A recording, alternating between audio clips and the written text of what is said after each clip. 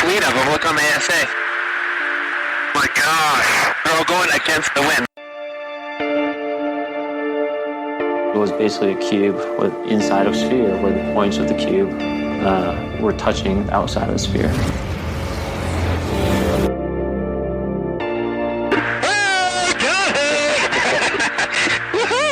Roger. There's troubleshooting.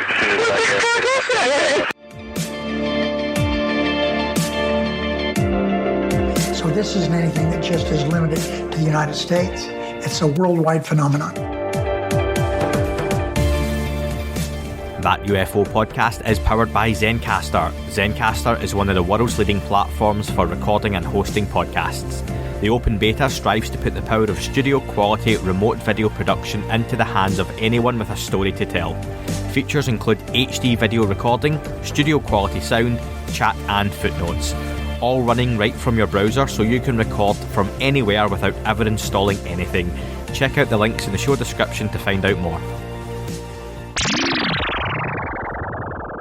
Hi everyone, and welcome back to That UFO podcast. My name is Andy, and Dan is with me again for this one. Dan, how are we? I'm great, thank you very much. How are you? I bet you are. Yes. We met this past week for the first time. We did. People will have seen this online. We finally met face to face in the passionate romantic city of London, Dan. There was a slow motion run. There was, yeah, just because I was carrying that bag at weighing down. And we got to meet up with our friends and colleagues from more friends, aren't they? Although we work together now, as we call it. Vinny, Dave, and Graham as well from UAP Media. Had a great time. Got to meet Ryan Sprague on Friday night for some drinks. And then, as you will have seen, no doubt, we got to meet up with Lue Elizondo for lunch on the Saturday. Nothing super top secret, folks. It genuinely wasn't. That some of the stuff that people were coming out with, Lou was over for some private stuff. Again, I don't think it was anything for folk to get excited about. It was over with his good lady wife, and he offered to give us a little bit of his time to come and say hello. We've obviously been speaking now for some time, and it was nice of him to do that, Dan, wasn't it? Yeah, absolutely. If anyone would like to know some secret information, the only thing we have to share is Lou is a whiskey guy. Yeah, and Dan's going to create a new NFT all about the Roswell bodies that you were showing, aren't you? Yeah. Oh, shouldn't have said that one. But yeah, no, thanks for everyone being very nice about it. And people were super nice about us getting to meet Lou and really happy for us. And one of the listeners on Patreon had mentioned, Dan, that we got to shake Sinatra's hand. So we had to record a breaking news pod about it. But listen, what we're kind of going to do going forward is we call a lot of the update pods breaking news because sometimes they are, sometimes they aren't. But we like to do the kind of weekly updates and stuff anyway. These pods are going to be more of a breakdown going forward. So it's more of a breakdown of some kind of news. And this one is going to be on the Curt Jaimungal Theories of Everything talk with Lue Elizondo from the 22nd of October, I think it was recorded. That's what we're going to do on this one. There still will be breaking news pods, but if there is breaking news. And I know one person was a little bit titchy about calling stuff breaking news when it had broken a couple of days earlier, whom we never got to record it straight away. So this is definitely more of a breakdown of a lot of really cool stuff that was talked about on that interview. And I suppose people might be a little bit more interested on our takes on this, Dan, given we got to speak to Lou on Saturday. Has anything changed for us off the back of what Lou had talked about with Curt the first time? Probably not a whole lot. Maybe getting to speak to him face to face and hearing things being clarified a little or getting some context on stuff. I can rest assured no national security secrets were shared, but it just gives you a bit of a reaffirmation of some things you maybe thought already. But first off, Curt Jaimungal, wonderful interview with Lou, 2.5 hours of an AMA. Dan, what were your immediate thoughts? I really loved it. I'm blessed enough to be able to call Curt a friend, and I think he does a really great job with his interviews. He treads respectfully. He treads knowing that he knows little, and I think we could all learn something from that. Lou always likes people who are gracious like that. You always cite the Terry Virts interview, and I think that was the same kind of thing. There's a curiosity and a thoughtfulness to the questions, and that always brings about great answers. I'm glad you said Terry Virts, because I have had so many listeners who have listen to the YouTube shows where I mention that, or listen to it on the podcast, and they message me asking what the name of that person is because of my pronunciation. They're never quite sure. It's always like, is it Terry Burks? Or I'm not going to even say the different ways they think I say it. But yeah, it's Terry Verts. And I've put the links up before on that one anyway, but that was a really good one. And again, Curt being, well, it was funny, Dan. I think I was saying to you that, or you had mentioned to me, Curt isn't a UFO person, but I think you yourself had said he's now done about 10 interviews where the subject is UFOs. So there kind of comes a point he's got to kind of classify himself as being at least a bit involved with the community. Would you agree? Yeah, I mean, there are different ways of classifying. I'm saying you're part of a community, right? A lot of people like certain bands' music, but they wouldn't say that they're fans of the band in general. I think it's that kind of thing. Curt is clearly interested in the subject. He's clearly following on. Based on your interview with him, he is open-minded to a degree that you might not be. I remember it surprised you that you entertained some things that, or didn't entertain some things that he did. Yeah. So we're going to get right into it, folks. We got a ton of listener suggestions, thoughts and opinion from this interview as well. We'll kick off, though, with a few things that we want to talk about, and then no doubt they'll bleed over into the listener suggestions anyway. I think one of the things, Dan, that jumped out for me, I think we're going to have some different stuff of our own highlights, because I know we both focus on different things when it comes to this topic normally anyway, which is always good. That's why it works. Now, Curt asked Lou about a comment that Tom DeLonge had made about people shouldn't be doing CE5 because it's potentially dangerous. Lou gave an analogy. What he said was, and I'll paraphrase this, Lou said that, he's not entirely sure what Tom's talking about. I would take that with a pinch of salt. But he said that he would always give any word of caution when it comes to if you were a swimming pool attendant or you're an electrician, you can get zapped with electricity. Then if you are exploring something as out there as CE5 or human initiated contact, whatever you want to call it, then you should be careful, because do you truly know what we're dealing with when it comes to this? Lou gave an analogy about being an avid scuba diver, and he enjoys going around a nice coral reef, and imagine swimming around the coral reef carrying a bag of freshly speared fish. Sorry for any fish fans out there. I like my fish analogies, but there's Lou now carrying the bag of fish. And he mentioned, imagine, given they've been freshly speared, oh God, this is getting graphic now, that they would be bleeding, and this could attract sharks. Now, not all of those sharks are going to be dangerous to you, but some of them might be. So it's hard to know what you're going to attract. So is Lou getting, Dan, at the fact there are potentially different forces? It's nice that you're attracting this little orb, and this little orb might be flying about in the sky above you, but you don't know what else you might be bringing in. And I was thinking a little bit like when people mess about with Ouija boards, if people want to hear that in the accent. Like, you don't necessarily know what you're dealing with completely, and it's quite a dangerous thing. I kind of took that away from Lou's comments. What about yourself?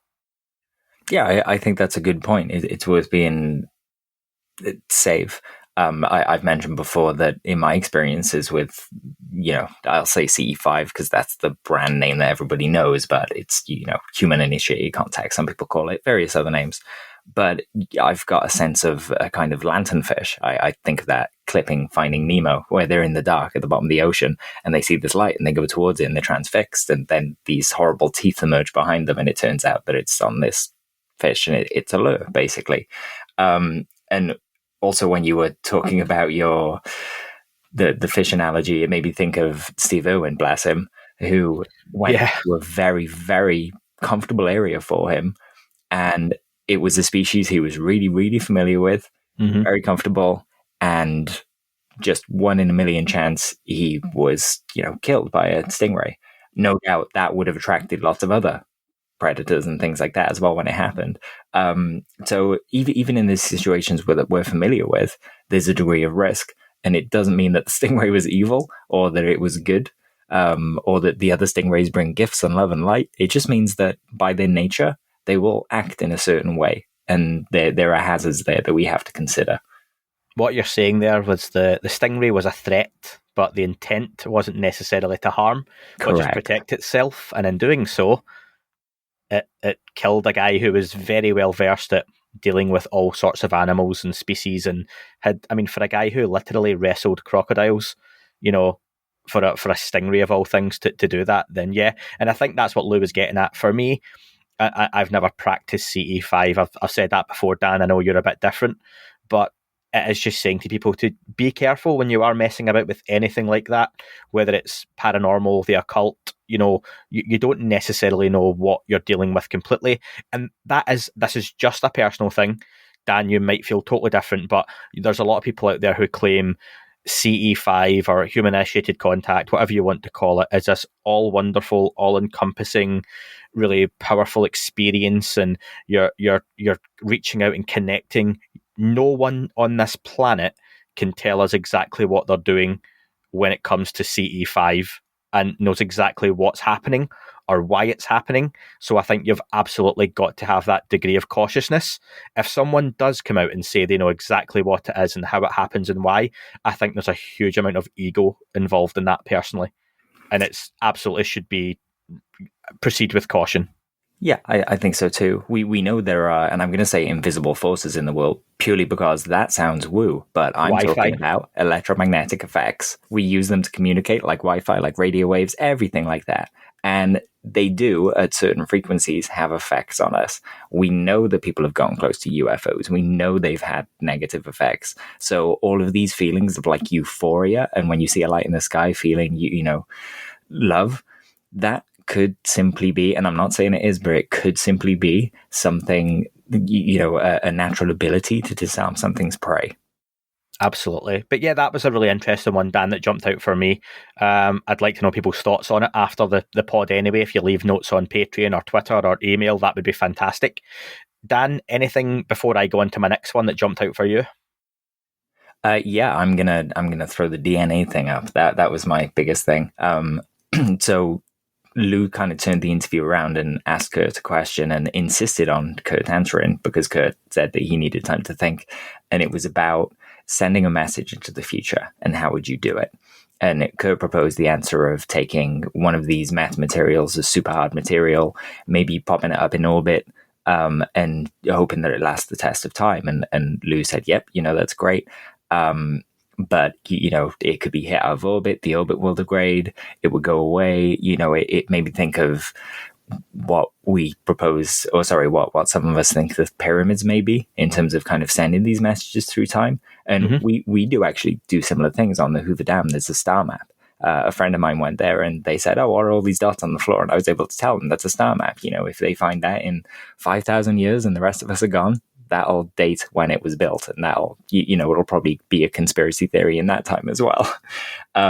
But what Lou was actually getting at was the idea that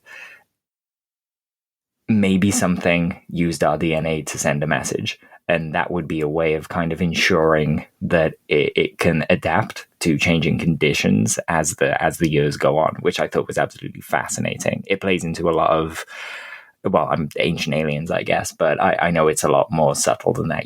We're not going to propose that all these things are as dramatic as Eric von Daniken kind of writes, but there seems to be some nugget of truth kind of mixed in with all this stuff. Well, our friend Dave Smethurst, that was his main question and point, Dan, and he mentioned that mainstream non-fringe scientists can't explain a lot of the apparent splicing of DNA code. Do you think Lou was saying our DNA has been modified? Was this the message on its own, the actual modification, or do you think there might be more information hidden away within our DNA? This is purely speculation and opinion, Dan, but what would you think? Yeah, there seems to be some anomalous stops in our markers that kind of look like CRISPR cuts, if people are familiar with that technology that they use to do gene splicing in the world today. They can kind of chop and change little bits of it. And we don't really know why they're there, but we also don't have any information as to why they are there. So we can't say either way. It could be a natural process that we don't know about. But nature has, RNA, DNA. A lot of us have spent the last few years learning about all this stuff because it came in relevant with the COVID vaccines. So we're starting to see the different ways that nature makes life. And I mean, maybe even that process in itself was something that was, I guess, bolstered by something. Interfered with, potentially, something Encouraged, nudged, intercepted, influenced. yeah, something like you that. know what Yeah, I'm getting at. yeah, absolutely. Like, when a load of, you see in a movie when a load of teens have like a punch at a prom, and a kind of naughty kid walks up with the gin and opens the little bottle and just pours it into the non-alcoholic punch to spice it up a little bit. I wonder if something like that kind of went along. These guys need a little bit of a propping up or something. So it's definitely an interesting one. I look forward to that. That is something where we really do need the backing, and we need mainstream science involved to really kick that forward. I know we've got people like Gary Nolan and others who are really serious scientists, and we spoke to Dr. Colm Kelleher and others who are involved on these different subjects and projects, but you need mainstream science en masse to be involved to really move things like that forward. For me, it doesn't work with just a couple of people working on it, because that's not how the message gets out there. Yeah, absolutely. As part of that as well, Curt did say that he asked Lou the places that we should be looking for evidence that you feel we're not, like archaeological investigation sites. And Lou spoke about near-Earth celestial bodies like the moon, which I'm sure, sends some people up the wall. Why do you think Lou's mentioning the moon? I just think it's a very interesting place. They threw something into it and it rang like a bell for God knows how long, which suggests that there's a lot of space inside, and we keep finding these little things that are very curious about it. It's a pretty kind of safe place. It's locked into a particular side facing us at all times. So, you could put something on that side and it might be protected from meteors and stuff like that. Do you think it's a natural satellite, or do you think then that it's artificially? Do you think it's been put there by something else or someone else? Well, I don't think we need to be as the idea that I read about it is that it's the remnants of a planet that hit us. If there were a species on that planet and they were kind of left over, then it kind of fits in both categories. I think, it's not necessarily an intentional artificial satellite, but it is an artificial. You see what I'm getting at? Yeah. But there are some interesting anomalies inside our Earth that suggest some big caverns, or big chunks of material that shouldn't be there, and it seems to be the core of that planet. Yeah, we definitely have to do a moon episode at some point. Yeah, There's something there definitely on that. Anyone who has any suggestions for guests for an episode based on the moon, then the episode won't be based on the actual moon itself. That would be very difficult to arrange. It was hard enough to get. Excited then. Yeah, it was hard enough to get us both to London for a couple of days, let alone the moon. Unless Elon Musk or anyone is listening, they can arrange that. But no, it'll be a kind of moon-based episode. That would be pretty cool. Dan, the next one I'm going to bring up is probably quite a controversial one. I've seen a lot of conversation off the back of it, is the idea that there should be an amnesty for those who have been involved in any UAP secrecy. Shall we use our friend Adam's wording from back in the day? So there's end UAP secrecy. You'll see the hashtag online, and a lot of people talk about hearings and bringing people to justice and all that kind of stuff as well. But I think for this to potentially move forward, we're going to have to grant people that amnesty who have been involved in this in the past.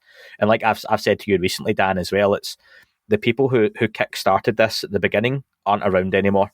From the 40s, 50s, 60s, they're largely, they've passed on, or they're extremely old now. And those who have came on afterwards, I've said this again, rightly or wrongly, just carried on that work. Again, I'm not saying that was the right thing to do, but at this minute, we don't know whether it was right or not, depending on what kind of comes of all of this.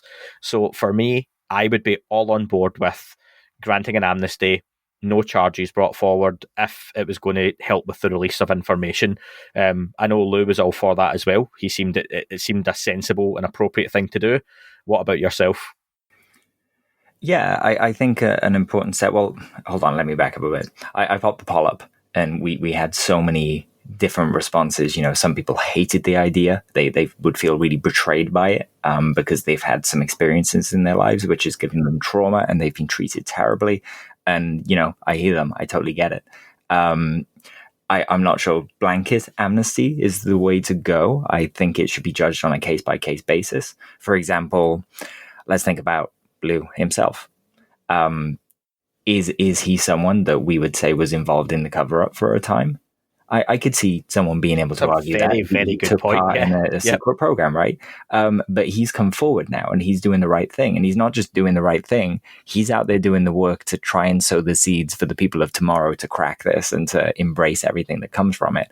So for me, I would absolutely give Lou amnesty, but I also don't think that we'd even need to consider amnesty for Lou because he's not in that super, super black program that we talk about that, would have been going back 50, 60 years now.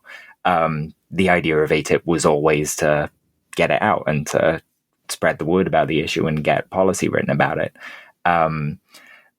But the secret keepers, and I use that term to kind of refer to the old, whether it's in private industry or whatever, the 40s, 50s onwards,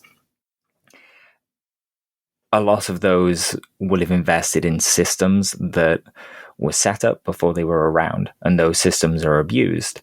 So we kind of need them to show us, hey, that's the system that was abused that allowed us to get away with this. So I think if people start coming forward and they have enough information to help us make sure it never happens again, I think there's a conversation to have amnesty for them. I think if people are dragged kicking and screaming into Congress to testify and they give them a hard time, I'd say that they face the full weight of the law. Again, I still think there's a huge issue with this, and some will like this, some won't, that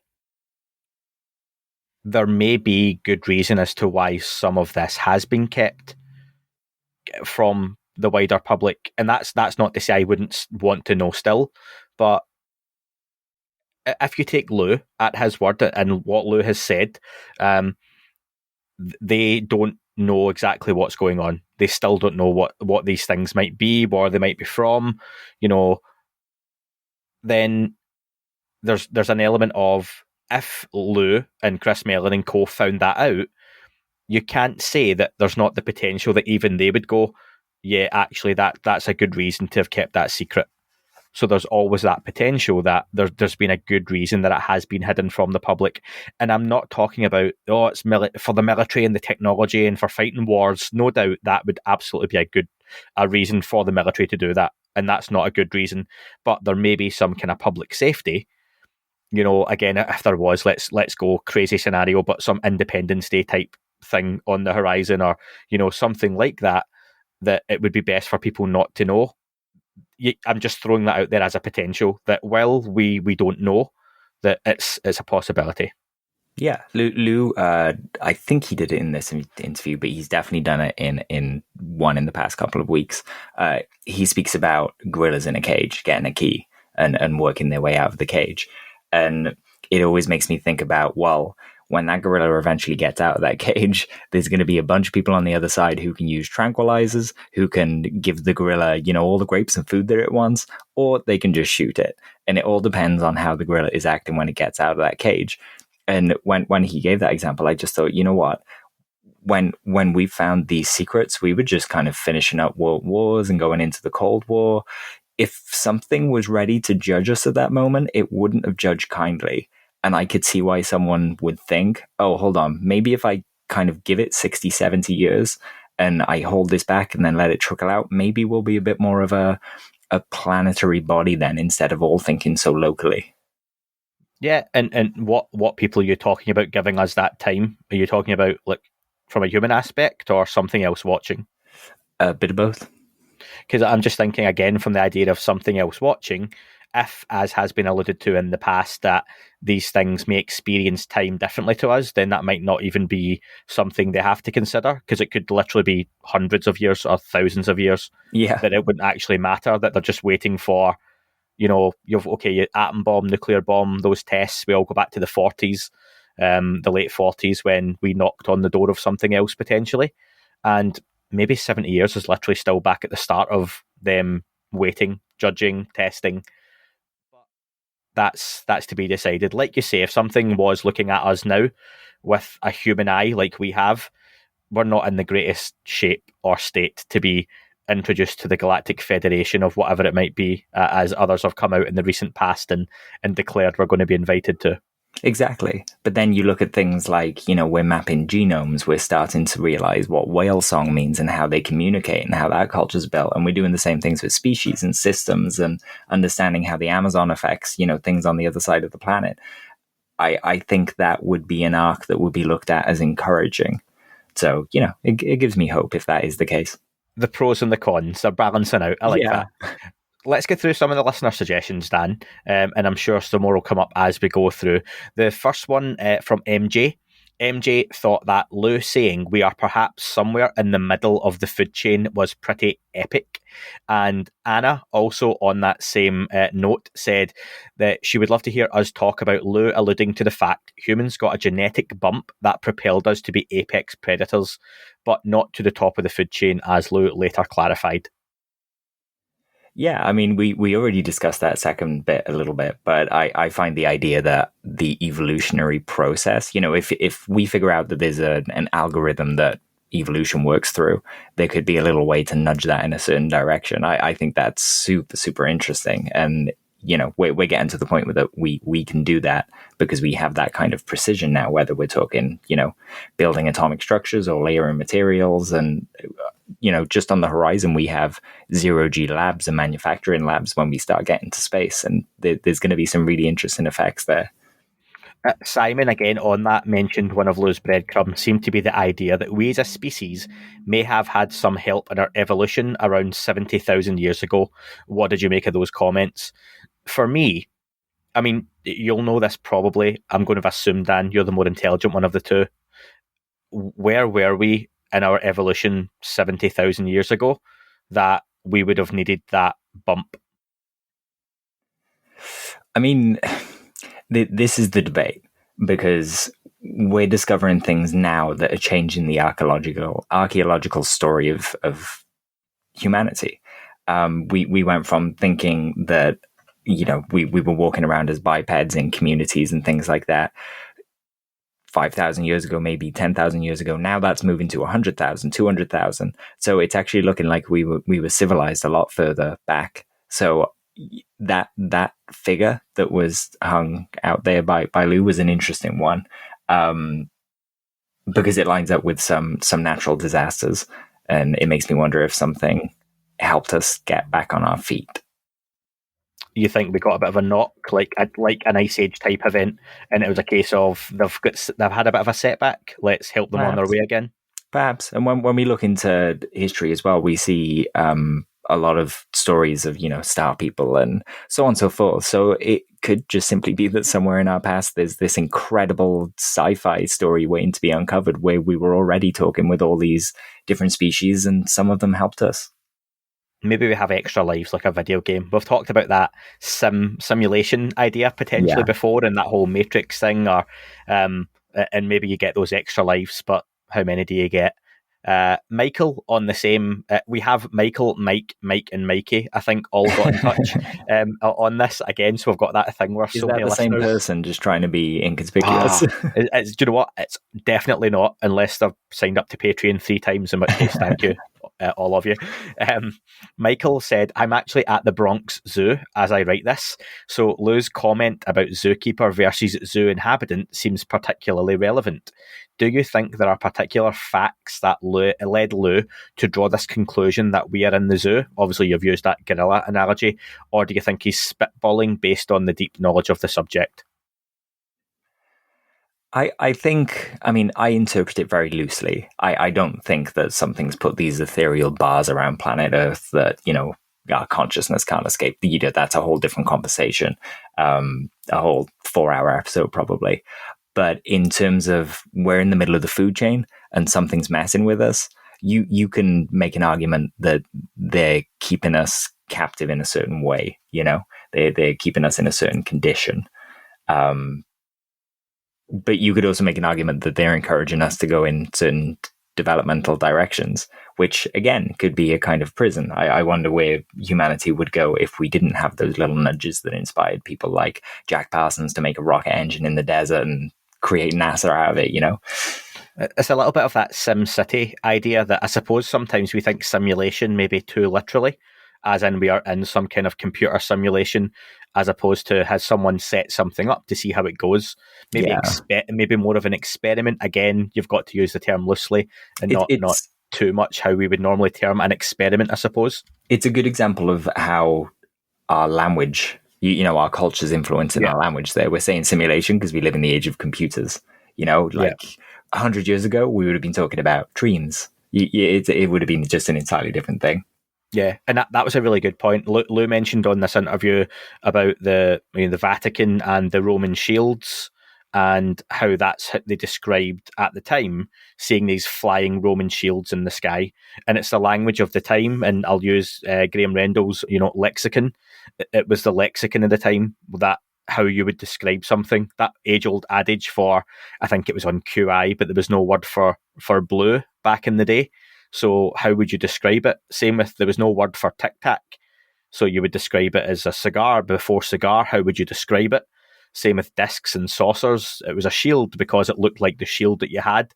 And it's the language of the time that can describe a lot of these objects. And I wonder if we look back through the years and if this is something that AI can potentially help with. Is it just the language of the time that's given us so many different description of these objects, but maybe there's far less variation than we actually realise because it's just how they've been described at various different times? Yeah, absolutely. And I think this is what Tom DeLonge is getting at when he says we should use AI to analyze ancient texts. There's stuff in there that's super interesting. I know some of those books are encoded with numbers, and that can kind of come off a little conspiracy theorist, but it's really not. There are some religious books that are very upfront that there are kind of meanings hidden in the numbers and the way the sentences are structured, and there's real grace in them when you start, reading about them and learning. Dan, just before we move on, I'm going to just mention to people, they're always asking how you can support the podcast, and just by listening does that. You're going to hear a quick advert for Manscaped, who are one of our sponsors for the podcast. You hear a couple of times a month. If you're on the Patreon or Apple Premium, then you don't hear the advert. And that's just a benefit of being on those subscription services. I remove all of those out. If you aren't, then still thank you for listening. You've always got the option to skip these, but we would hope you, if you get the use out of it, listen to the advert. It's got a little bit of our humour in it as well. And also you can support us by buying something from one of the sponsors. So thanks for listening. We'll be back in just a minute. Folks, the holidays have come early this year as Manscaped have the gift that keeps on trimming. Santa's beard isn't so appealing when it's coming out your trousers, and that's why Manscaped, the leaders in below-the-waist grooming, have you covered this holiday season. Now available in your country, join the 4 million men worldwide who trust Manscaped. Go to manscaped.com and use code ANDYUFO for 20% off and free shipping. The Manscaped Performance Package 4.0 also includes the Crop Preserver and Crop Reviver, an anti-chafing orb deodorant, moisturiser and toner. This hygiene bundle also comes with a lovely pair of Manscaped anti-chafing boxers, perfect for those cold nights out when you're skywatching for UFOs. 'Tis the season to load up on Manscaped products, so get yourself, your dad, your brother or your friends the best gift of all, the Manscaped Performance Package 4.0. I can't say enough about the new Manscaped cologne that's redefined. My stepson has been using that and he is loving it so far. So get 20% off and free shipping with the code ANDYUFO at manscaped.com. That's 20% off and free shipping, folks, this holiday season with code ANDYUFO. Clean up your orbs, tic tacs or saucers and make Santa proud this year. Okay, Dan, we're back, and our friend Tim has got in touch with a few of his own thoughts. So again, based on the Occupants comment, this was one that I think really got people talking. I saw this on the Reddit forums, on Twitter, and on the YouTube comments as well. Now, number one, Tim says the Occupants comment isn't definitive. Lou mentioned compelling evidence, but said the details around the facts are very murky. What did you take away from Lou starting to talk about Occupants? And I thought Curt was very well placed given his use of language to clarify the question. And that's something that I've said before. When I watch Curt now for kind of interview practice and techniques of my own, the way he can word a question again and again and his use of language was really, really good here, I thought. Yeah, especially I think that's Curt takes a moment to think, and I think that's exactly what he's doing. What you and I will take, many weeks to do when we're doing an interview. We rephrase kind of questions and think of the best ways to ask them. That's him doing it live. The Occupants thing was interesting because obviously on top of all this, we kind of have the idea that these bubbles are warping what we're seeing in the first place. So we can't necessarily rely on what we're seeing. There could be a little pareidolia there, where we're kind of seeing something that, a face on Mars or something like that, which might be a face. I don't know. I haven't been, but I'm just kind of using it as an example. You haven't been? No, I haven't been. Next week, okay. next Saturday, I think I've got it organized for. We'll see though. Something a podcast on Mars. Yeah. But it made me wonder if Lou was talking about the Turkey video that we spoke about not too long ago, where where something was filmed off the coast that looked like it could be a craft, and it was there for a few nights. And if you look at some video analysis, it kind of looks like there are some occupants in the craft moving around. And this was something one of the Michaels had also asked, do you think Lou was talking about the pictures that show occupants? It was the Turkey UFO that we talked about on the KGRA show a few weeks ago. We don't know. Lou never really qualified much more of the statement. I think that is one of those things that must get pretty close to that NDA line that we all hate so much. But yeah, you've got to appreciate he's not going to go much more than that. But given his answer, I don't think you have to read into too much that it sounds pretty certain that they have some kind of photographic or video evidence with a decent zoom on it that has shown some kind of occupant. Yeah, I mean, if there are windows on these things at all, then we know the equipment is now good enough that they can get HD zoomed in videos of these things. So it wouldn't surprise me at all if Lou is privy to things that we aren't. And this is one of the reasons that I say something like the Tic Tac had nothing inside of it, because it had no windows that were reported by anyone. So why would it have, if there was nothing inside of it, it wouldn't need windows. Yeah. As opposed to one of these objects having some kind of window. But then again, you could use kind of sensor systems to see outside the craft. But again, that would be part of a conversation in one of those DURDs where you're discussing, okay, how could they see out of the craft if it doesn't have windows? Those little nubs on the bottom of the Tic Tac could have been to see outside it for all we know. Do you know what? It's such a stupid thing for me to say, really, because given the technology we're talking about, I'm sure like the lack of a window would be the least thing that you'd have to be like questioning about how it worked. We've got two-way mirrors, don't we, on our own end? So I'm sure they could have had something. I mean, we definitely can't make spaceships out of two-way mirrors, so it's super advanced still, even if we kind of get there, Yeah, I think that must be my first question then. If one of these things ever lands like a Tic Tac and someone came out of it, why are there no windows? Like, you've got one question, Andy, for all humanity. Why no windows? Do you guys have Starbucks? Yeah. Oh, that would be the second, yeah. Why no windows? What's a window? Ruined it. So yeah, really good question from Tim. And you've got to say it. While the comment from Lou wasn't definitive, the easy option there would just be to answer, no, not that I'm aware of. So, and that's not to say they have seen something, but it must be something that they're pretty certain looks like an occupant.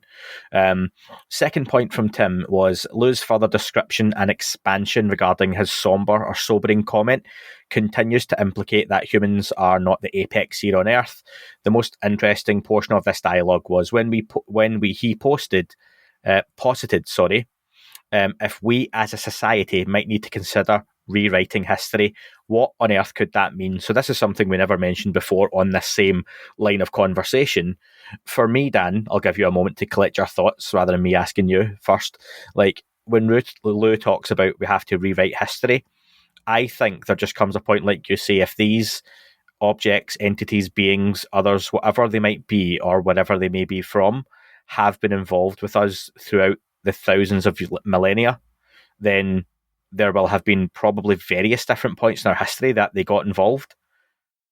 And I don't even know if I want to say this because this might go like too out there conversation wise, but like, do you get to the point where how do I bring dinosaurs into this, Dan? So I don't want to get proper Flintstones Jetsons crossover here, but do you know what I mean? Like, how far do you start going back that history isn't exactly right? And that's what Lou's kind of getting at here, that were we always cavemen, and he's not saying science is wrong, of course, but it really does throw up a lot. If these things have interfered once, they would have probably done it before. And are we the first species that they did interfere with? Did they try with any other species and it just never worked out? Or is it a case of different species get their turn? You know, dinosaurs had their shot, then we came along and we've got our shot just now. Yeah, I mean, before dinosaur, the oldest organism on Earth is a fungi, and those things were as big as the Empire State Building, probably bigger back then, you know? That's why the mushroom went to the party. So he was a fungi. So yeah, no, it was a really interesting comment, the rewriting history stuff. I've just looked up as well, because I think this is a really good example of something being messed with on an evolutionary level that we don't really think about in that way, yet we're doing it and have done it. The mustard plant. I don't know if you know how many things come from the mustard plant, but it was basically artificially selected to grow in certain ways when it mutated, and we only replanted those certain things, and from that we have kohlrabi, cauliflower, kale, turnips, cabbage, and broccoli. All those things are from a mustard plant, and we did that. So there's a really good subtle example of how, you know, without even genetic engineering, we were able to influence the development of another species into 6 other species that we just use for food. Yeah, it's a really, really good point. And like you say, we look at everything through very human eyes with this whole subject, even the subject of UFOs and what these things might be doing, why they might be doing it. But it's a fair idea that we're just plants, we're just fish. It's just we're just another species that we've been genetically modified. Like you say, we do it with so many things of our own. Generally, they're for our own advantage, though, aren't they? So again, is that somber, sobering idea that our genetics have been modified for someone else's advantage? Yeah, I mean, you know, I've said before that my school was a Catholic school, and I was taught that we started in a garden. For some reason, we assumed that we weren't part of the foliage, you know?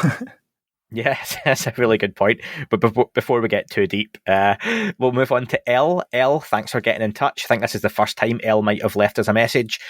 She says, I'm sure you'll cover this anyway, but Lou's follow-up to the sober comment where he talks about what if everything we've been taught by teachers, parents, etc. About who we are isn't entirely accurate. I just wanted to mention that, so thank you. We've kind of covered that there. Did you have anything more to add on that one, Dan? Yeah, I mean, just to give people a few things to go look at down that road, because that's kind of how I found my way back into this. You know, when I was a kid, I was into UFOs and all the things that go bump in the night. Weird things happened, so I stopped getting as into it, and then I found ancient civilizations and kind of came back to it through that. And when I say ancient civilizations, I'm talking about books that might not be in circulation due to certain organizations putting them in a giant library and hiding them away. So I'd recommend people just go search out the Book of Thomas, and anything about the Essenes or the Gnostics or the Eleusinian mysteries. Sounds like a mouthful, but it's really challenging and interesting stuff, because it's the kind of stuff that the church ignored to grow their story. No, cheers. Thanks for the recommendations. And people do appreciate those. I'm getting more messages off folks week by week telling us that they've picked up something that one of us has recommended or talked about. So that's nice. You're usually better going with Dan's recommendations than my own. Mike, another one of the Mikes, it's the same sort of conversation around compelling footage. Mike wants to know, why do we think Lou responded in this way? Was it because A, he couldn't definitively describe UAP occupants due to low quality evidence? B, relied too much on others' hearsay and couldn't back up those stories with his own personal experience? So he's getting at, as Lou, hearing it from other people that he can't quite say was 100%. C, lacked the freedom to speak due to NDAs. Or D, didn't want to hurt his credibility by saying he saw 7 foot tall, a praying mantis, ant, lizard piloting a metal disc, etc. Which are all fair kind of points. What would you lean towards more of those, Dan? I'd probably go with that Lou's NDA is preventing him from showing us the hard data, which would be classified data anyway. Plus, if he tells us there are photos of bodies, we're not talking about anything else forever then. Lou's spoken about the 5 pillars and how each of them need to go at the same speed. The social media one can't fire ahead. It'll all topple over and it'll all go badly. If that conversation is to be had, it's ahead of us. I think there's also the idea that, say, for example, it was a piece of footage of a craft. Let's say it is the Turkey UFO or something like the Turkey footage, okay? And there is what appears to be beings inside of a pretty clear video. But maybe, again, because of where it was taken or the sensors it's taken with, and I know people don't like hearing that, or military sensors or military-grade equipment, but we're not allowed to see that. So the corroborating data wouldn't be there to back it up, and it would just be another piece of footage for people to say, oh, well, that could be anything. Do you know what? For all we know, it could literally be talking about the Turkey UFO, and maybe they had loads of American aircraft and sensors picking that up. But should they have been filming anything like that over Turkish waters? That would be something I'm sure the American military would be like, we can't say we were there. We can't admit to that. Yeah, exactly. That rubber duck UAP video that came out, I still laugh at that name. The drone? Yeah, the drone. It still looks like Zero to me, and that's about its worth.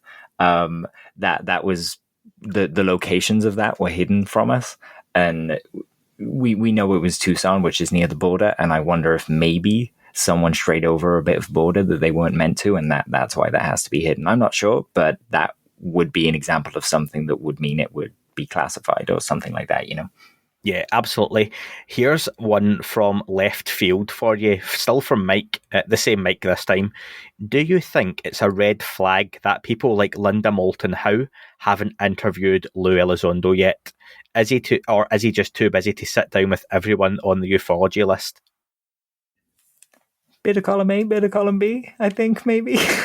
I think that's a really fair question. I mean, Linda's a huge name in this subject. Literally, I mean, it's Linda Moulton Howe. It's a big name. But she's also interviewed a lot of people, many of them very credible, many of them completely anonymous sources with no verifiable background at all. Some of them are literally her reading a monologue from a piece of paper, telling you it's from a verifiable source. So there is a lot of kind of grey area with what Linda talks about, but given the subjects discussed, you can understand why. We know she spoke to Tom, and we know that she sold him the material to get tested. So there's a relationship there, but whether Lou has spoken to her, what that relationship is like behind the scenes, I don't know. But all I'll say is that when TTSA said they were going into entertainment as a focus, they lost those people, and I think there's a reason for that. We don't really want to be mixing anything that potentially is just entertainment, because Linda Moulton Howe speaks about, I remember Spartan 1 and 2, and those stories sound awfully familiar to people like Corey Good and things like that. So we don't want to be mixing all those in together, and I can understand if there's some distance, but a friendliness behind the scenes. Yeah, sure. Good point, Dan. Walker, again, brings up, but has a slightly different take on the comments. The amount of breadcrumbs that Lou dropped would put Hansel and Gretel to shame. I like that. The evidence in DNA was big. Also, Simon says the 70k or 70,000 year DNA leg up was very interesting. I wonder if the NASA director's recent comments, Bill Nelson, who are we? How did we get here? How did we become as we are related? That's quite a nice little pickup from Walker. Yeah, I mean, that comment was stellar. It came within only a day or two of Lou talking about it as well. And, more paranoid folk would think it was organized. I just think that, we're getting to that place in the conversation. So coincidentally, people are feeling a bit more comfortable opening up about certain things. It's super intriguing. There's a great documentary called Fireball that is about how we view meteors and things like that, and how the story changes as it's passed down through the ages. And it just goes to show that if say, for example, I'm just kind of grabbing one of the stories that are out there, that we came from Mars and there was a big nuclear explosion on Mars and a bunch of us left and went onto Earth and kind of developed on Earth, there's been enough time that we would have just forgotten that. The symbols that we see carved into the rock, we wouldn't look at Mars in a spaceship. We call people that say they see spaceships in Egypt hieroglyphics crazy. So, it could be drawn on a wall somewhere and we shrug and probably think it's a hoax or something like that. But yeah, there's enough time that story would have faded and it would become a kind of mythic symbol in our mythology. And those stories do exist. We have the flood stories. Where if you go look into those books I mentioned, like the Nag Hammadi texts, you'll see stories that have similarities to other religions around the world. So you start suspecting, hey, did something happen? And a bunch of people just interpret it in a bunch of different ways. And yeah. Sorry, I kind of ranted there, but No, I liked it. It was fair, and yeah, I think it's really easy to go full conspiracy territory when Lou comes out and says what he says, and then, like you say, a couple of days later, a guy who seems to have a big interest in UFOs and very open-minded, Bill Nelson, comes out and very deliberately uses the phrase, because he has that, I think it's southern drawl, as people would describe it, who are we? How did we get here? I won't do the voice. How did we become as we are? And it's really interesting timing. And even if they aren't related, this is someone who I would bet a decent amount of money that Bill Nelson and Lou have had chats. Given he said he's been briefed on the subject over the last couple of years, then you would hope Lou has been involved in those at some point, if not indirectly, potentially. It wouldn't surprise me to hear if Davis had briefed Nelson either. That's the level that Nelson was at in the past. He was on the Armed Services Committee. It would make sense for him to have had that. I wonder if, from Nelson's point of view, because NASA this week put out a call basically saying that when they announce life in the solar system or, in the universe other than us, it's obviously going to be a real hard conversation. And we saw that with the Venus announcement. A lot of people celebrated. I was one of them. And then we kind of had to pull back a bit and kind of go, oh, yeah, I kind of see that. I've called that too soon. But it proved the point that we need to come up with some standards that need to be met so we can have this conversation when it happens. And because now they're very... Let me say, it's an easy way it's a good way to test the water, though, isn't it? Let's put out an announcement that might be something like life that's not going to turn out that way, but let's just see how people react. Let's see how the scientific communities react and how the scientists are part of the scientific community, aren't they? The mainstream media, how politicians, how the general population react. And you know Absolutely. what? It was fine. Yeah, it was. And you don't even need any kind of intentional maliciousness to do something like that. Scientists were going to do that anyway. And, I can guarantee that if there's someone sat in a dark room trying to figure out if they can now tell humanity that we're not alone in a calm manner, they took some kind of umbrage from that and encouragement. But NASA spends a lot of time looking at microbes. So I wonder if Bill Nelson was maybe thinking about, okay, if we were developing in the swamps, then an asteroid hit and there were some microbes on the asteroid that affected our evolution. In a way, I could change that sentence to aliens affected our evolution. So it kind of fits. Cool. Two more. Michael, who is the same Michael who got in touch earlier with another question, but I moved it just because of what we were talking about at the time. He mentions again, Dan, what we talked about a little bit earlier, but he thinks Lou had alluded to an archaeological find on the moon, and that's worth further questioning. I think Lou had talked about various potential archaeological finds. Bob Lazar in the past talked about archaeological discoveries. Am I right in saying that in the Secret Machines book, Stan, that I still haven't read / listened to an audiobook, there are archaeological finds? Yeah, I would rather they came along to help me out. I think they'd be great movies as well. Just basically imagine the Da Vinci Code, but with UFO lore instead. Nice. It'd be fun. So, sorry, what was the question? Dogs or cats? No, it was archaeological find on the moon. And I think I was just mentioning that I think Secret Machines talk about archaeological discoveries of absolutely. Craft as well. Yeah. So it's a theme that's gone through different aspects. With kind of instructions on for telepathic interaction between humans, and people that touch them seem to kind of have those powers bumped up. The tablets are spoken about as radioactive as well, which was, it's interesting. Whether that's one of the true breadcrumbs that are in the books, who knows? Yeah, no, really good point. Do you think, Dan, if we go up to the moon and if we done a proper independent, say Elon Musk, who obviously doesn't care about governments and all that kind of stuff, the guy's richer than all the governments put together now, if he went up with a live GoPro on his head, other camera companies are available, and he went to the dark side of the moon, beautiful 4K filming, and flew about, do you think he's going to see anything or film anything interesting? I think so. There are some structures on the moon that bear some investigation. There's one that kind of seems to be tall and thin and cast a very long shadow. That's the moon monolith that people talk about. Even if it's a natural formation, that's wicked cool. And there's only one of them on the moon, it seems. So yeah, it'd be cool to look at. Some people on YouTube, Uncharted X and Bright Insight recently went to Egypt, and with the new smartphones, they were able to use the LiDAR scanners on apps to actually make 3D scans of all of the objects and stuff like that there. And it means for the first time, they've been able to show properly what people mean when they say the blocks on the pyramid are so tight that you can't fit a sheet of paper in between them. They're almost invisible, and you haven't really been able to capture that data up until now. So the fact that you can do that with a smartphone, all we need is for space tourism to kick off, and this kind of stuff is going to start. A lot of, I think, what was the company called?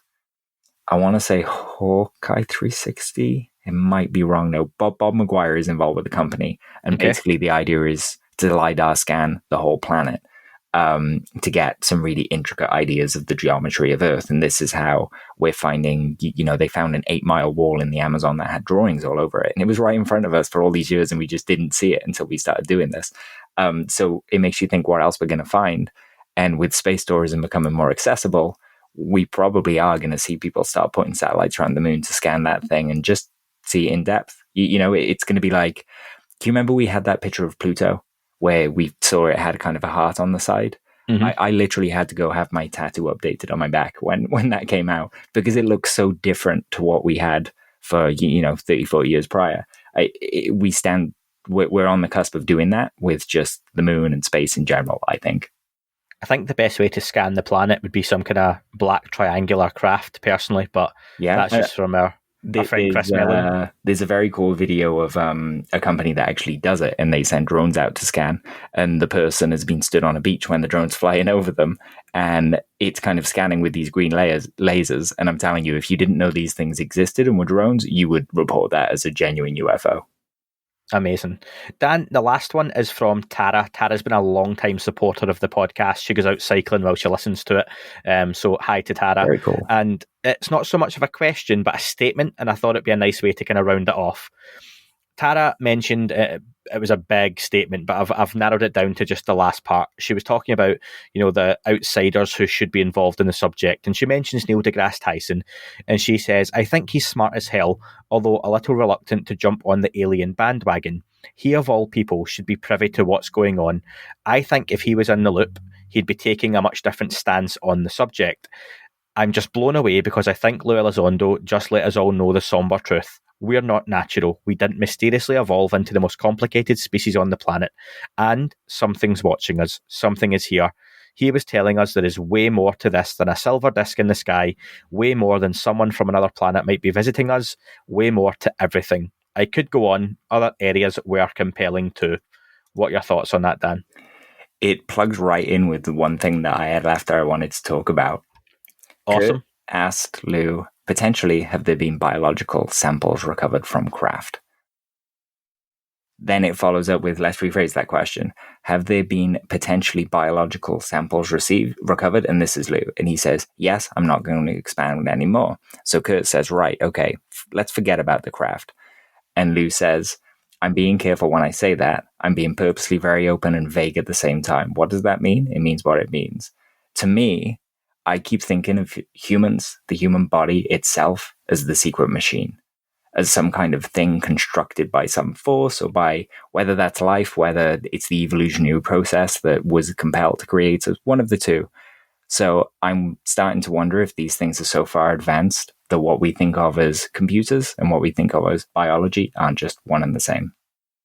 Yeah, and I think we talked about this at the weekend in London about in War of the Worlds, the TV series that's on Disney Plus, that the robot dogs they send down, when they open them up, they've got like living tissue inside of them as well, so they are biological, but from the outside they look like machines. They fire guns, but it's like living tissue inside of it as well. So pretty somber to realize, right? If that's the case. Yeah, but for me, just personally, really exciting as well. And this podcast, when that day comes, doesn't stop because we've got an answer, because I think at that point is when I'm going to have a whole lot more questions as well, to be honest. Yeah, and a lot more guests to interview as well. Hopefully from other planets too. Dan, thank you very much for your time. We've gone almost the hour, so thank you very much. We have, yeah, this was great. Thank you. And thank you for the weekend as well. It was fantastic. You make it sound so romantic. And thanks to Vinny, Graham and Dave for that too. This week, folks, our interview with Graham Rendell is out on the Foo Fighters of World War II. Make sure you check that one out. It was excellent. The KGRA shows are available, of course, over at KGRA YouTube or Facebook, but also they are being uploaded as a back catalogue a few weeks after on our own channels too. If you've not signed up to the YouTube channel yet, please check that one out, subscribe to it. We're almost at 4,500 subscribers on there too, so we're trying to get as much of the comment. Thank you, everybody. Dan's doing a great job of uploading the older content onto there as well for people who are just YouTubers, and we know people like that and they like to stick to there. So thank you very much. In the coming weeks, we've got Christopher Plain in the next day or so from The Debrief. He just had a very interesting appearance on Unidentified Celebrity Review. He's coming onto the podcast. You'll hear this for the first time right now, John Ramirez, who was on with Sean Rash, is going to be on mid-November. I've just confirmed a date with him this morning as we speak. And he is on Project Unity's channel going through a recent presentation he done. And then off the back of that, I think we're going to be the next interview, which will be really, really interesting too. On top of that, plenty more to come this month. The listener call-in slots are open right now for Patreons and Apple Premium subscribers. And then in the next day or so, I'll open them up to everyone else as well. They're going to be getting recorded later this week, Friday, Saturday, Sunday. I have a friend who has a friend in Malaysia who is going to call in with some Malaysian UFO lore and questions for us, which I think is cool because we haven't heard from Malaysia much. So I look forward to that. He's a fellow Dan, so I look forward to having him on for a call in. That'll make it nice and easy. But again, as always, folks, one last thing I will ask. If you are on any podcast platform, particularly Apple, please do take 2 seconds to leave us a 5-star review, because it makes a massive difference to the algorithm of the podcast. It gets us up the Apple charts and keeps the podcast out there for other people to find as well. And if you do leave that 5-star review, if you can take another 30 seconds and leave us a comment. Someone left a Welsh comment recently, Dan, in the title, so you'll have to check that one out. Right, DR. But that. So thank you to everyone who's listened, and we'll speak to you soon. That is all for this week's show. Thank you very much for listening. Please remember to leave the podcast a review on your chosen platform. You can like, retweet and subscribe. That would all be very much appreciated. The shows are being uploaded onto YouTube as we speak more and more. You can sign up at patreon.com/thatUFO podcast to access the shows ad-free as well. Please get in touch on Twitter, Facebook, Instagram, That UFO Podcast. Of course, on Twitter, it's at UFO UAPAM. And again, folks, as always, keep looking up. You never know what you might see.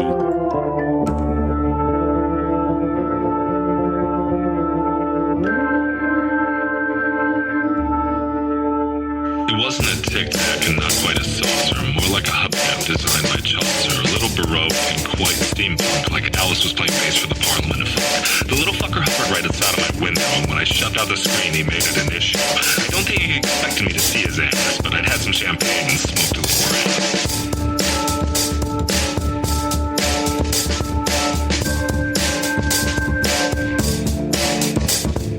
Meditative gamma state full on meta. Can't imagine how it could have been any better. I got to the top of the stairs and there he was. Like, you awake? I was about to abduct you, cuz.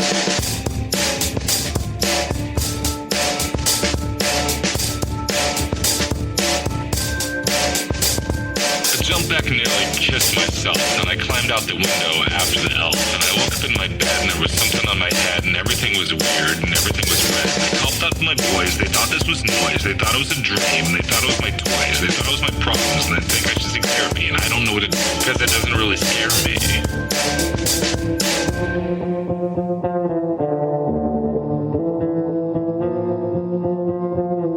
If you really want to know who I think I be, I think it's you and me and us and we and him and her and that and she and that thing over there and what's that, Jay?